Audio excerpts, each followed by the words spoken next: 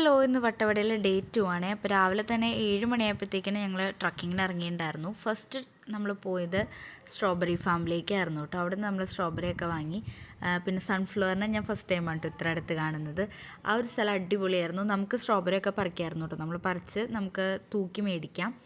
അപ്പം ഞങ്ങൾ കുറേ സ്ട്രോബെറിയൊക്കെ പറിച്ചു. പിന്നെ ഞങ്ങൾ പോയിട്ടുണ്ടായിരുന്നത് ഈ സ്ഥലത്തിൻ്റെ പേര് ആക്ച്വലി ഞാൻ ഓർക്കണില്ല. അടിപൊളി സ്ഥലമായിരുന്നു കേട്ടോ. ഒരു കേവും ഒരു വാട്ടർഫോളും ആയിരുന്നു ഉണ്ടായിരുന്നത്. കാടിൻ്റെ ഉള്ളിലുള്ളൊരു സ്ഥലമായിരുന്നേ. കേവിൻ്റെ എക്സ്പീരിയൻസ് അടിപൊളിയായിരുന്നു. പിന്നെ വെള്ളം നല്ല തണുത്ത വെള്ളമായിരുന്നു കേട്ടോ. ശരിക്കും മരവിച്ച് പോകും കാലൊക്കെ.